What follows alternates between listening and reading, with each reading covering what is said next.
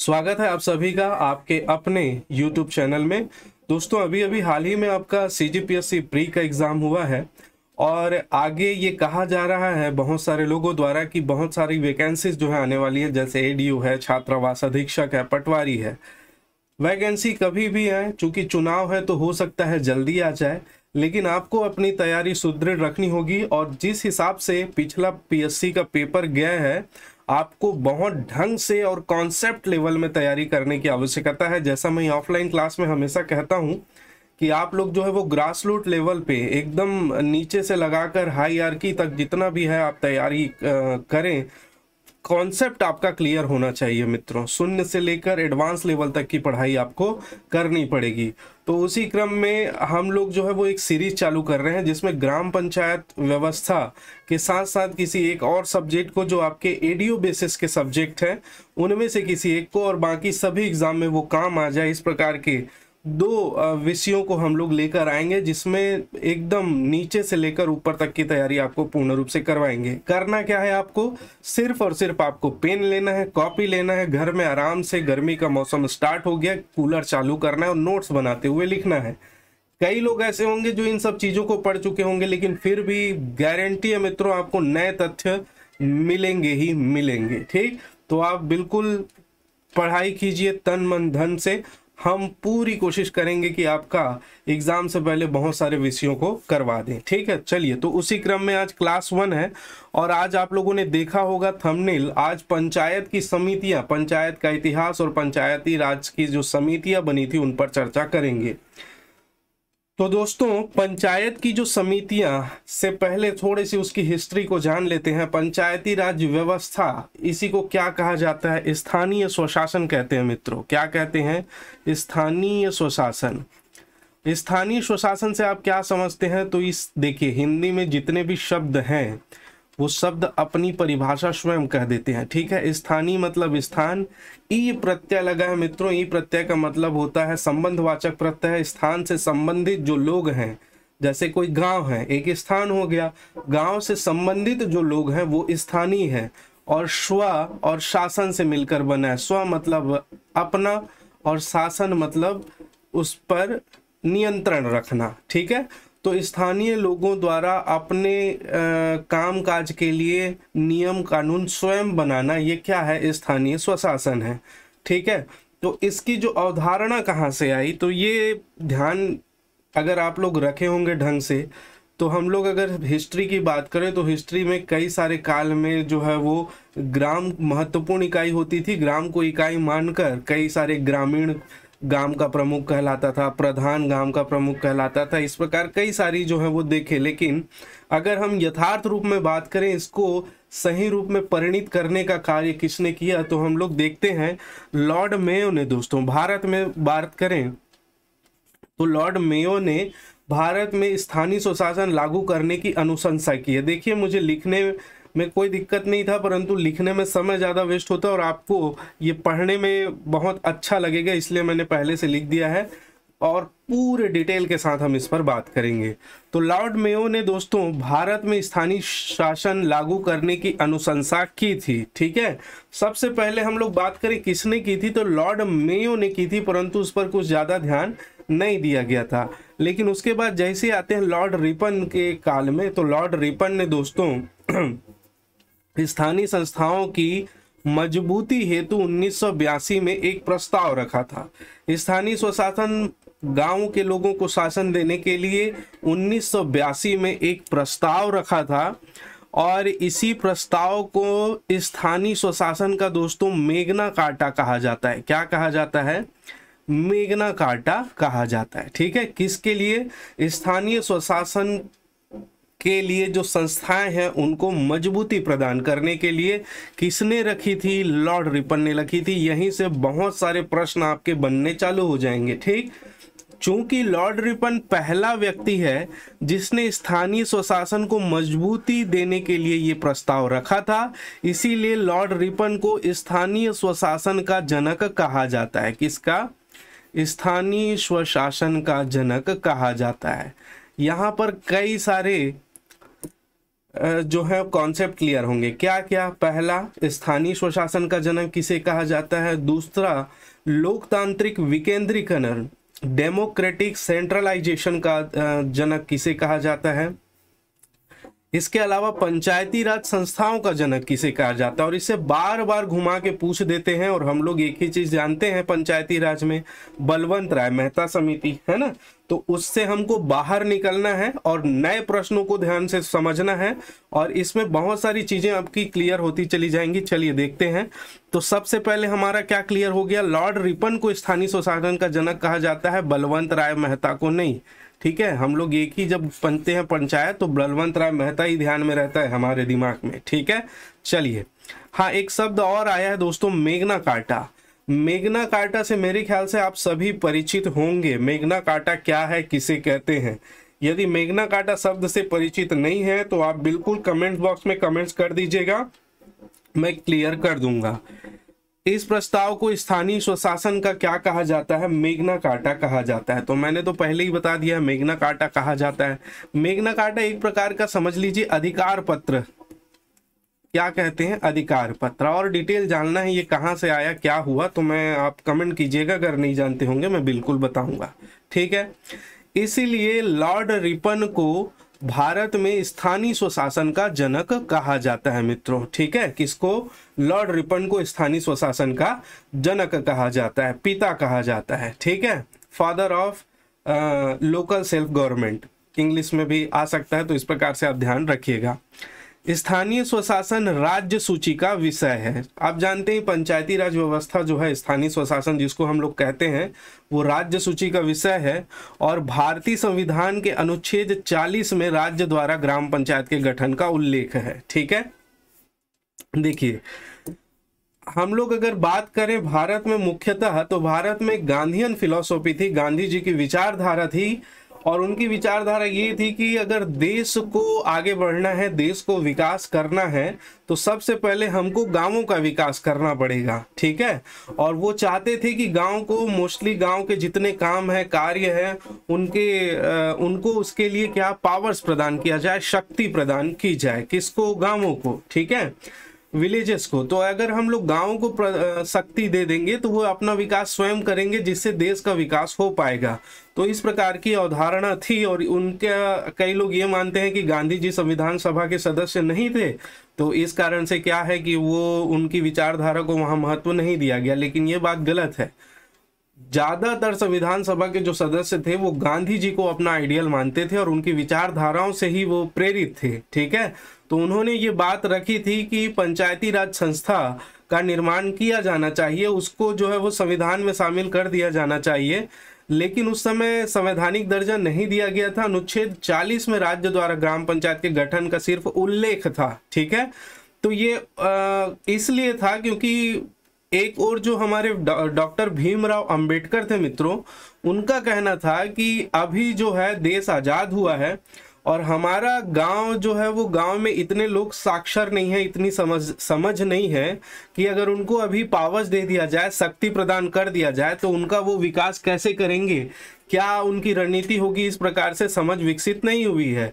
तो उन्होंने कहा कि इसको बाद में किया जाए, बिल्कुल इसका उल्लेख जरूर किया जाना चाहिए, लेकिन इसको जो है वो बाद में इम्प्लीमेंट किया जाए। तो इस प्रकार से डॉक्टर भीमराव अंबेडकर ने अपनी बात रखी थी, जिसके कारण इसे भारतीय संविधान के अनुच्छेद 40 में शामिल किया गया। और अनुच्छेद 40 में आप जानते हैं ये DPSP directive principle of state policy राज्य के नीति निदेशक तत्व में शामिल किया गया। इसका मतलब इसको लेकर आप जो है वो कोर्ट नहीं जा सकते। ठीक है, और इसको लागू कौन करेगा, राज्य लागू करेगा। ठीक है, तो कर तो दिया था, लेकिन इसके बाद पंडित जवाहरलाल नेहरू जो हमारे प्रधानमंत्री थे, उन्होंने जो है इसके लिए कार्यक्रम आगे बनाया। ठीक है, लागू को कैसे किया जाएगा, क्या किया जाएगा, इसके लिए 1952 में दोस्तों सामुदायिक विकास कार्यक्रम एक लागू किया गया पूरे भारत में। ठीक है, उद्देश्य इसका था गांवों का विकास करना, गांवों में क्या परेशानियां हैं, गांव की जो है वो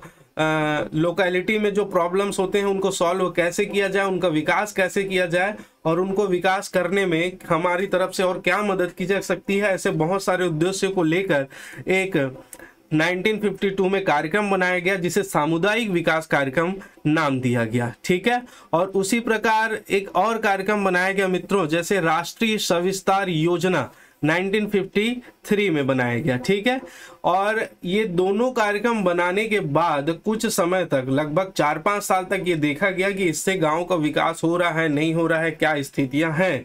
और इन दोनों संस्थाओं की जांच हेतु ये जो 2 संस्थाएं बनी थी गांवों के विकास के लिए, ये दोनों संस्थाएं अपने उद्देश्य को प्राप्त करने में कितना सफल हुए हैं, इसकी जांच करने के लिए एक कमेटी गठित की गई, जो पंचायती राज संस्था से संबंधित बहुत ही महत्वपूर्ण और पहली कमेटी थी, जिसको कई मतलब अनेकों बार जो है वो एग्जाम में पूछा गया है। हम लोग ऐसे कमेटी जिनको कई बार पूछा जाता है, जो महत्वपूर्ण है, उनके सारे जो है वो रिकमेंडेशन को देखेंगे, सिफारिशों को देखेंगे और उन पर चर्चा करेंगे। ठीक है, तो उन दोनों संस्थाओं की जांच हेतु ये याद रखिएगा, योजना आयोग द्वारा किया गया था इसका। ठीक है, इसका गठन जो है वो योजना आयोग द्वारा किया गया था। बलवंत राय मेहता इसके अध्यक्ष थे 1957 में, इसीलिए बलवंत राय मेहता को, इस समिति को बलवंत राय मेहता समिति के नाम से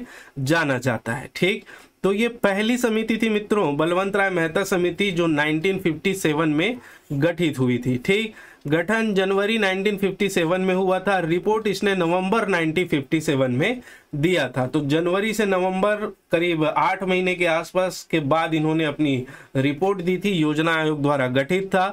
क्या सिफारिशें की थी, तो देखिए मैं तो यहाँ बहुत सारी चीजें लिख दिया हूँ। एक्चुअल में मैं आपको इसका जो है भूमिका वो बताना चाह रहा हूँ।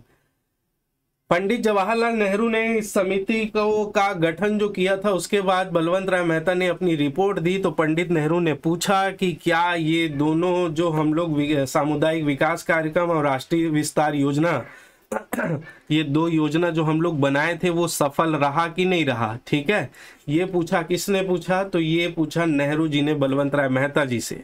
बलवंत राय मेहता जी ने कहा कि आपने जो 2 योजनाएं बनाई हैं वो अपने उद्देश्य को प्राप्त करने में पूरी तरह नाकाम रही हैं, असफल रही हैं मित्रों। ठीक है, तो नेहरू जी ने पूछा क्यों असफल रही, ठीक है, कारण क्या थे। तो उन्होंने बताया कि जहां पर लोगों की भागीदारी होनी थी, जहां पर लोगों का विकास होना था, वहां पर लोगों की भागीदारी ही नहीं है। और दूसरा, लोगों के बजाय जो है वो प्रशासनिक अधिकारियों का ज्यादा विकास हो रहा है, क्योंकि वो पूरा पावर जो है वो सेंटर, पावर ऑफ सेंटर जो है वो आपके मंत्रालय में आके गठित हो गया है। ठीक है, तो ये तो लोगों की इसमें तो भागीदारी है ही नहीं, तो इसमें लोगों का विकास कैसे होगा, यहाँ अधिकारियों का विकास ज्यादा हो रहा है। तो उन्होंने इसी समय दोस्तों एक शब्द दिया था, उस शब्द को आप याद रखेंगे, लोकतांत्रिक विकेंद्रीकरण। क्या दिया था, लोकतांत्रिक विकेंद्रीकरण, डेमोक्रेटिक डिसेंट्रलाइजेशन का दिया था इन्होंने शब्द, विकेंद्रीकरण। तो उन्होंने पूछा कि फिर क्या किया जाना चाहिए, पंडित जवाहरलाल नेहरू जी ने पूछा। तो उन्होंने बताया, बलवंत राय मेहता जी ने, कि जो पावर सेंटर में आकर केंद्रित हो गई है उसको क्या कर दीजिए, आप पूरी चारों ओर फैला दीजिए। मतलब गांवों को पावर आप दे दीजिए, जिला स्तर पर, खंड स्तर पर, ग्राम स्तर पर त्रिस्तरीय पंचायती राज व्यवस्था लागू कीजिए। ठीक है, तो कैसे कैसे किया जाना चाहिए, तो उसने पूरी अपना रिपोर्ट बताई। और इसीलिए जो है बलवंत राय मेहता को लोकतांत्रिक विकेंद्रीकरण का क्या कहा जाता है, जनक कहा जाता है। सिफारिशें क्या थी, तो मेहता समिति ने त्रिस्तरीय पंचायती राज व्यवस्था लागू करने की सिफारिश की। ठीक है, तो त्रिस्तरीय पंचायती राज व्यवस्था लागू करने की सिफारिश की। तो इसके बाद पंडित जवाहरलाल नेहरू जी ने पूछा कि कैसे करें, तो उन्होंने बताया कि जिला स्तर पर जिला परिषद हो, ब्लॉक स्तर पर ब्लॉक पंचायत समिति हो और गांव के स्तर पर ग्राम पंचायत का गठन किया जाना चाहिए। ठीक है, इसके बाद क्या किया जाए, तो इसके अंतर्गत ग्राम पंचायत का चुनाव प्रत्यक्ष रूप से किया जाना था, जबकि ब्लॉक पंचायत समिति व जिला परिषद का चुनाव अप्रत्यक्ष रूप से किया जाना था। ठीक है, इसके लिए मेहता समिति ने, मैंने अभी बात की थी, लोकतांत्रिक विकेंद्रीकरण की बात कही। ठीक है, क्या लोकतांत्रिक विकेंद्रीकरण, इस कारण से बलवंत राय मेहता को लोकतांत्रिक विकेंद्रीकरण का जनक कहा जाता है, न कि पंचायत राज संस्था का। इसको याद रखेंगे दोस्तों, किसका? लोकतांत्रिक विकेंद्रीकरण का जनक कहा जाता है, पंचायती राज संस्था का नहीं कहा जाता। तो दो चीजें आप याद रखेंगे, क्या? पहला जो है वो स्थानीय स्वशासन का जनक किसे कहते हैं? तो लॉर्ड रिपन को। लोकतांत्रिक विकेंद्रीकरण का जनक किसे कहते हैं? बलवंत राय मेहता को। ठीक है।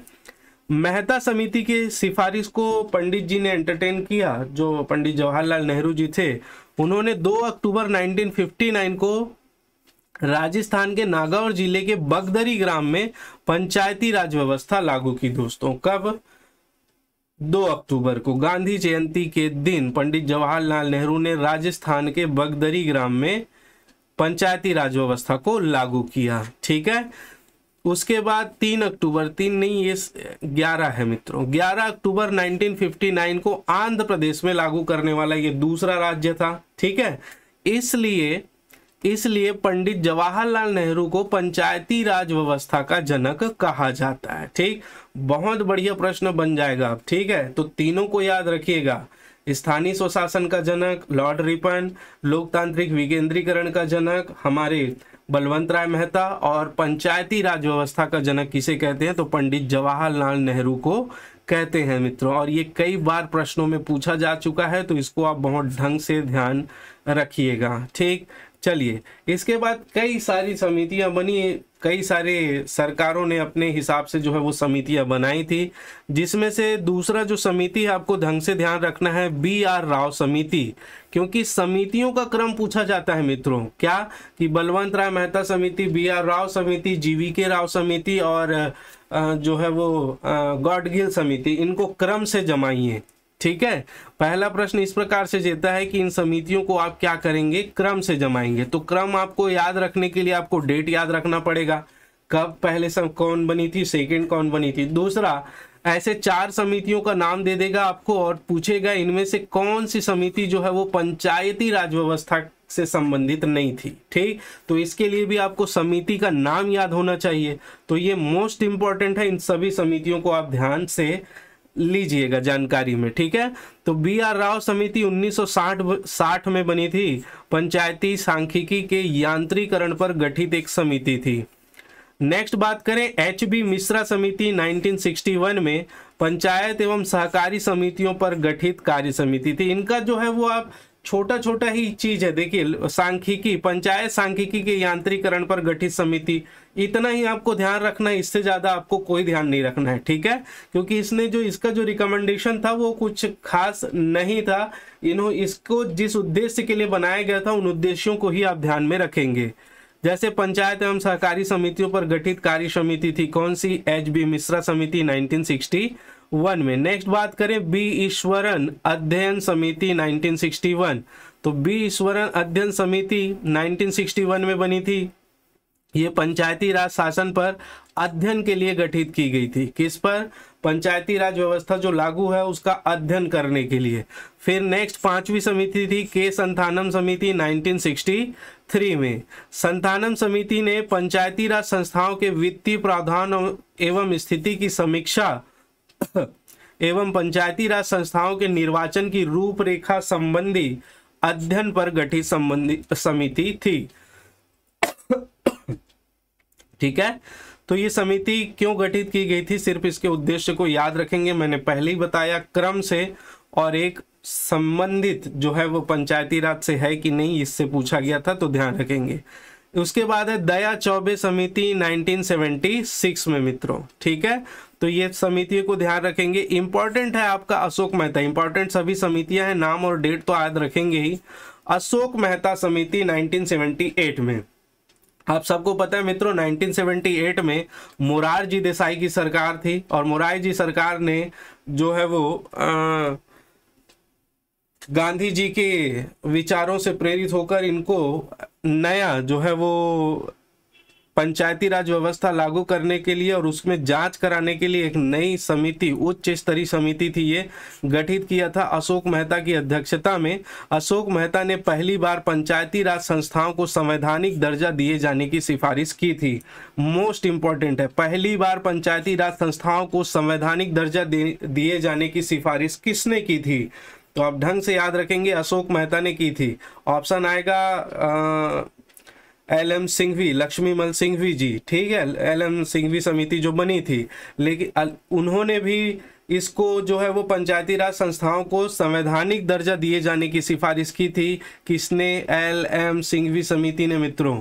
और हमको यही याद रहता है जिसके आधार पर जो है वर्तमान पंचायती राज व्यवस्था लागू की गई थी, जो संशोधन किया गया था। तो हमको यही याद रह जाता है कि सिफारिश इसे ने की थी। नहीं, पहली बार पंचायती राज संस्थाओं को संवैधानिक दर्जा दिए जाने की सिफारिश किसने की थी?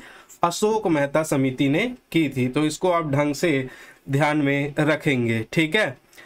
अशोक मेहता ने कहा कि द्विस्तरीय पंचायत, इसने द्विस्तरीय पंचायती राज, जिला स्तर पर जिला परिषद और मंडल ब्लॉक स्तर पर पंचायत की बात कही थी, ग्राम स्तर पर पंचायत की बात नहीं कही थी।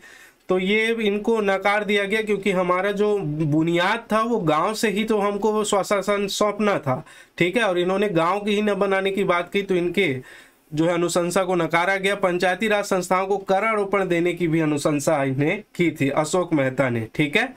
नेक्स्ट बात करें, पंचायत के विघटन के बाद 6 महीने के अंदर चुनाव कराने की मैंने अनुशंसा की। पंचायतों में ST SC को उनकी जनसंख्या के अनुपात में सीटें आरक्षित करने की अनुशंसा की थी। ये बहुत इंपॉर्टेंट है। समिति ने पंचायती राज वित्त निगम स्थापना का भी सुझाव दिया था। तो इन सभी समितियों को, सिफारिशों को अशोक मेहता का आप ध्यान रखेंगे, बलवंत राय मेहता, अशोक मेहता, LM सिंघवी जी, इन सभी की सिफारिशों को ढंग से ध्यान में आप रखेंगे, ठीक है। चलिए आगे चलते हैं। एक था दांतेवाला समिति, 1978 में गठित थी दांतेवाला समिति। देखिए अशोक मेहता समिति ने क्या किया, द्विस्तर पर, तो उसको तो नकार दिया गया। ये खंड स्तर पर, केवल मंडल स्तर पर, एक स्तर पर जो है वो पंचायती राज बनाने की सिफारिश कर रहे थे, तो इसको तो देखा ही नहीं जाएगा, ठीक है। इसके बाद नेक्स्ट है GVK राव समिति 1985, ठीक है। नहीं मित्रों, इसके बाद एक और है, उसको याद रखिएगा, छूट गया है। एक है हनुमंत राव समिति, ठीक है, हनुमंत राव समिति, इसको भी सिर्फ नाम बस याद रख लीजिए। हनुमंत राव समिति 1984 में गठित हुई थी, ठीक है। ये भी पंचायती राज संस्था के संबंध में गठित समिति थी, तो इसको आप ध्यान रखेंगे। उसके बाद 1985 में GVK राव समिति गठित की गई थी। 1985 में समिति के द्वारा वित्त आयोग के गठन, पंचायतों का कार्यकाल 5 वर्ष तथा त्रिस्तरीय पंचायतों के गठन का सुझाव दिया गया था। किसके द्वारा? GVK राव द्वारा, ठीक है। GVK राव ने वर्तमान पंचायती राज व्यवस्था को बिना जड़ की घास कहा तथा नौकरशाही व्यवस्था की आलोचना की थी। वेरी इंपॉर्टेंट, किसने पंचायती राज व्यवस्था को जो है वो बिना जड़ की घास कहा था, ठीक है। तो बिना जड़ की घास किसने कहा था? GVK राव जी ने कहा था, और नौकरशाही व्यवस्था की आलोचना की थी, ठीक। तो इसको ध्यान रखिएगा। नेक्स्ट है लक्ष्मीमल सिंघवी, जिसकी मैं बात कर रहा था, LM सिंघवी जी 1986 में। राजीव गांधी जी ने, दोस्तों राजीव गांधी जी जब प्रधानमंत्री बने थे तो उस समय लक्ष्मीमल सिंघवी एक कानून के जानकार व्यक्ति थे, राजस्थान थे, उनको बुलाया और उनको ये एक समिति गठित की उनकी अध्यक्षता में। और चूंकि लक्ष्मीमल सिंघवी कानून के जानकार थे, सीधा डायरेक्ट बात करने वाले थे, तो उन्होंने लक्ष्मीमल सिंघवी ने दोस्तों अपनी अध्ययन के बाद अपना रिपोर्ट पेश किया और डायरेक्ट जो है पंचायती राज संस्थाओं को संवैधानिक रूप से मान्यता दी जानी चाहिए करके उन्होंने सिफारिश कर दी। किसने? लक्ष्मीमल सिंघवी ने।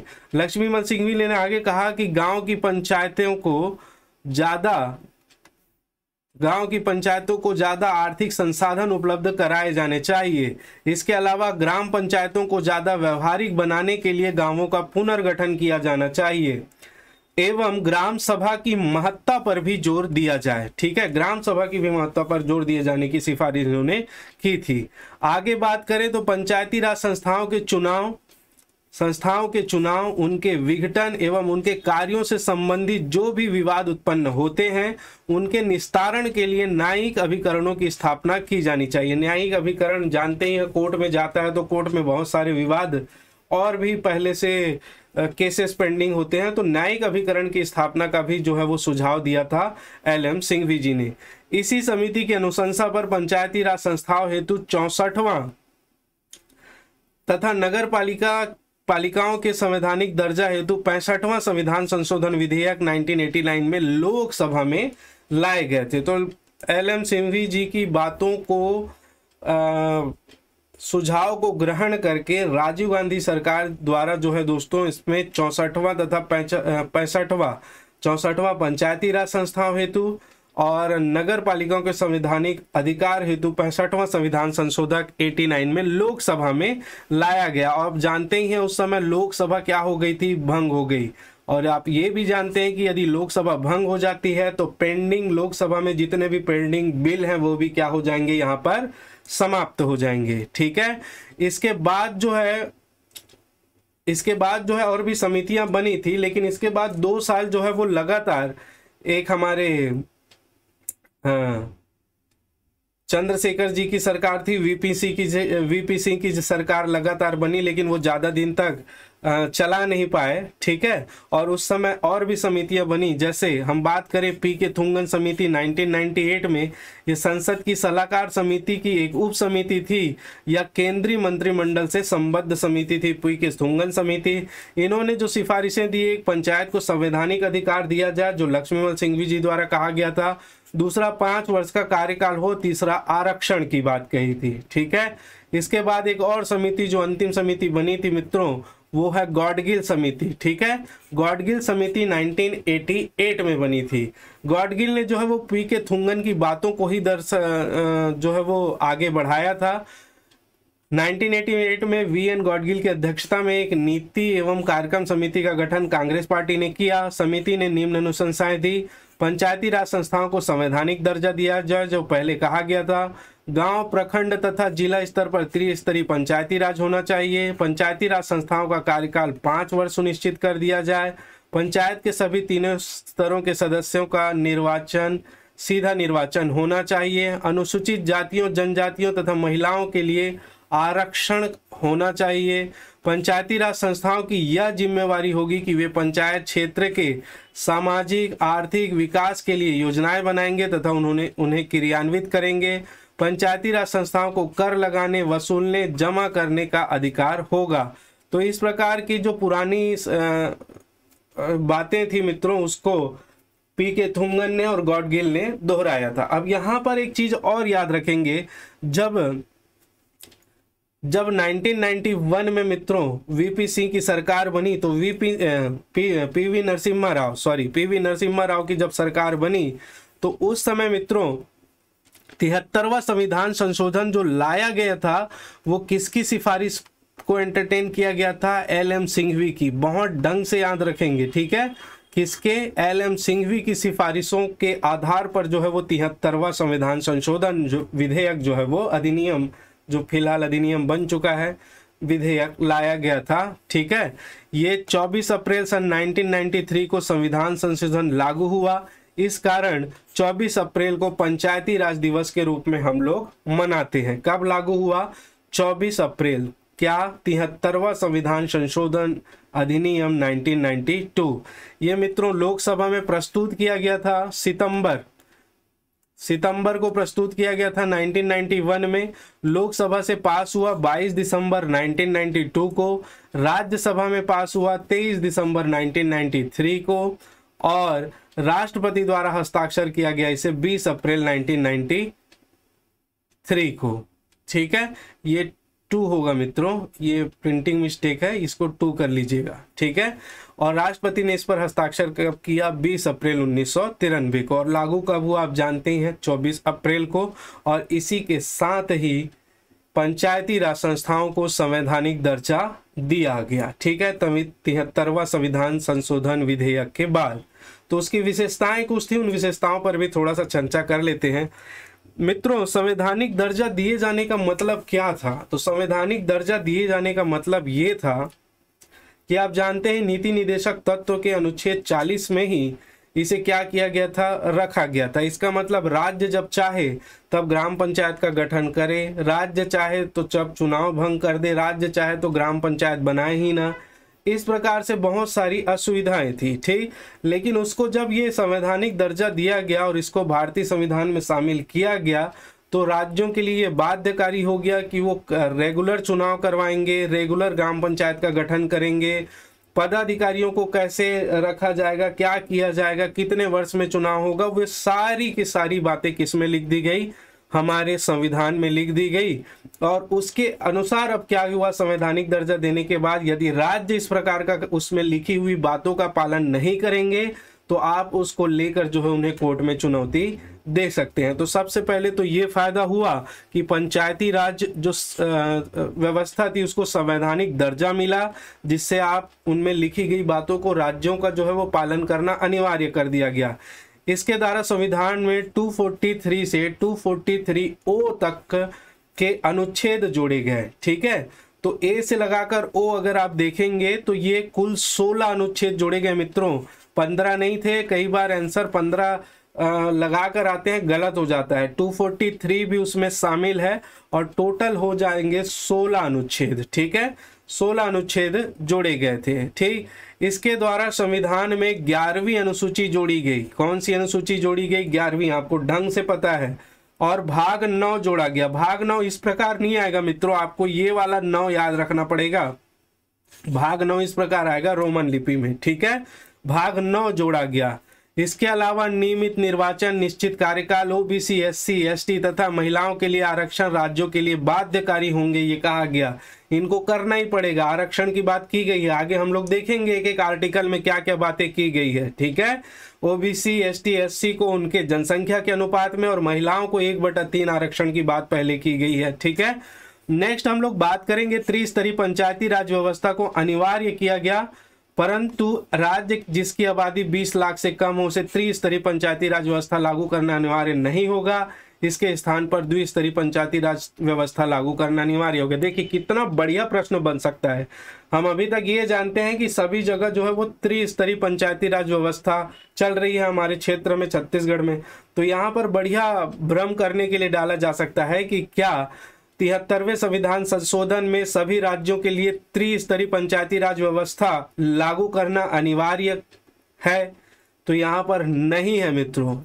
ठीक है, संविधान संशोधन के द्वारा नहीं है। यहाँ पर जिस जगह की आबादी, जिस क्षेत्र की आबादी, जिस राज्य की आबादी 20 लाख से कम हो वहां पर त्रिस्तरीय पंचायती राज व्यवस्था लागू करना अनिवार्य नहीं है। उसके स्थान पर वे द्विस्तरीय पंचायती राज व्यवस्था लागू कर सकता है। ठीक है, द्विस्तरीय पंचायती राज व्यवस्था को लागू करना अनिवार्य होगा। तो ये बिल्कुल लिखा हुआ है संविधान में, बहुत बढ़िया सेशन रीजन में पूछा जा सकता है। ठीक, और हम लोग चांस लेते हैं, हाँ 3 स्तरीय सब जगह है तो इसमें भी होगा। नहीं है, 20 लाख से जिस राज्य की आबादी कम है वहां द्विस्तरीय लागू किया जा सकता है। 73वें संविधान संशोधन में 11वीं अनुसूची में पंचायतों को 29 विषय प्रदान किए गए हैं उनके कार्य करने के लिए। मित्रों ये भी बहुत इंपॉर्टेंट है, हम एक एक विषय पर चर्चा करेंगे।